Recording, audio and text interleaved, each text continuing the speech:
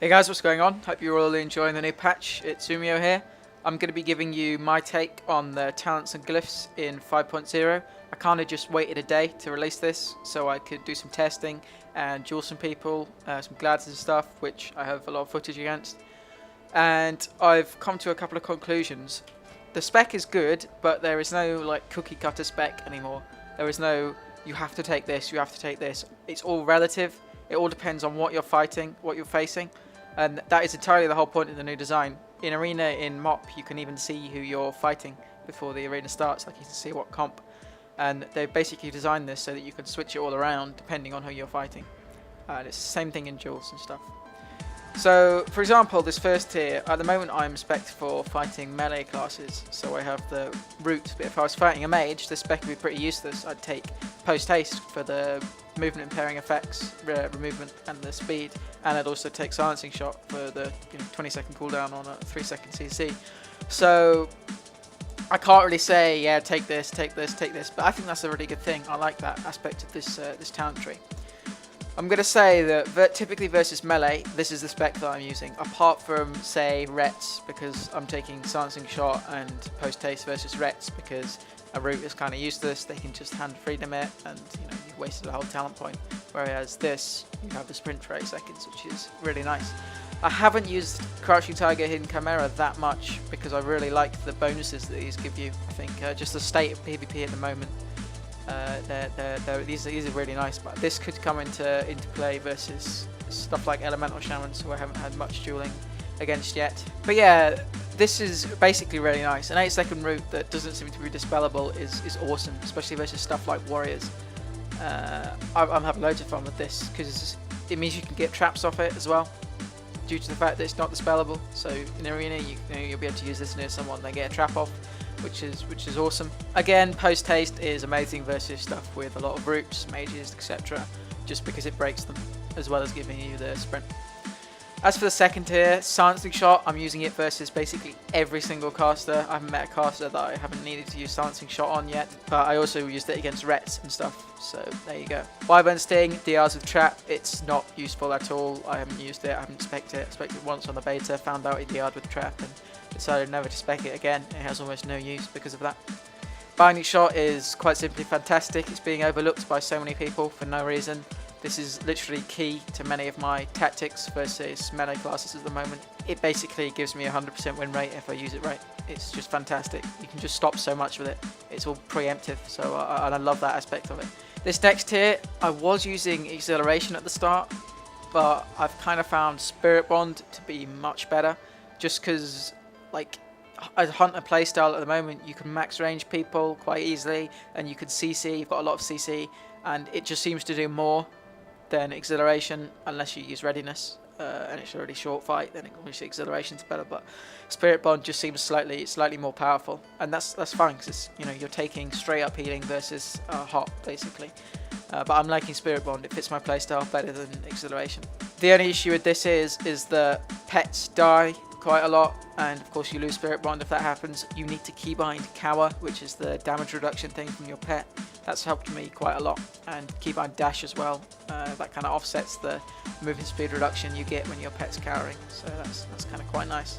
Aspect of the Iron Hawk is not really usable, I don't think, because we're just sitting in Fox so much of the time because of this stupid aspect 1 second global cooldown, which is being fixed, but I'm still not sure if this will outweigh Exhilaration or Spirit Bond. I don't think it will.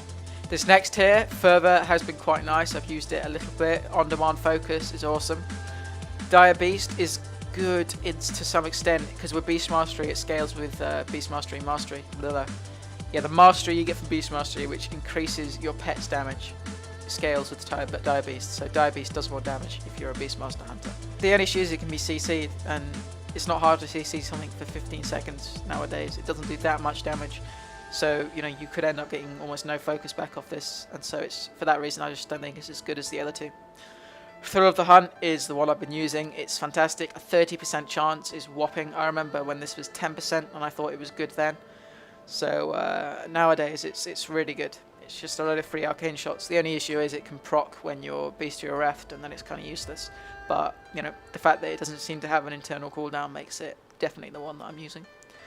This next tier, sadly, there's almost no choice. Link's Rush is by far the best. It does a lot of damage. It's basically like our burst cooldown now, where with Beastly Wrath, it's what actually does the damage.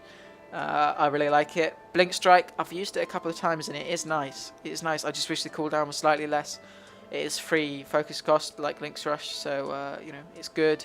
And I've heard people say stuff like if you use a Gorilla Pet and then Blink Strike, you can have like a focus interrupt. But Link's Rush is better. A Murder of Crows is not really good at all. I'll just quickly touch on the level 90 talents because I'm really worried about them. I've spoken to people like Bren Deadly and he basically says that he is thinking about just not speccing them when we hit 90 because they're that useless. They're literally, you don't use them. It's as simple as that. You just don't use them in level 90 PvP, which is really worrying because I looked at stuff like mages and rets, and rets get this stay of execution thing, which you know can be used on other people to like, well, do like literally 80% HP damage or cast on themselves to heal them, and that is awesome. It's a fantastic move. And you look at ours and they just have nothing. They're either like just damage, which is yeah great, it's not even that much damage, or they have like a knockback component but a 3-second cast, useless again. Glaive Toss has a 30% slow for 3 seconds. In my opinion, this should be, because it's a level 90 talent, that's what I remember, this should be like a 70% slow for 5 seconds or something like that, considering it's a 15-second cooldown. If they need to increase the cooldown on it a little bit, then yeah, sure.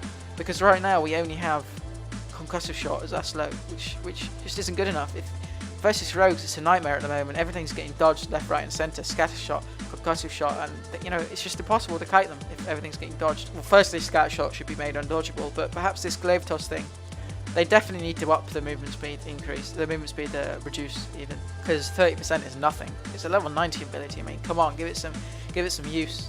As right now, you don't use these at all. They don't do the damage. They don't have the utility that's worth it, which is a real shame.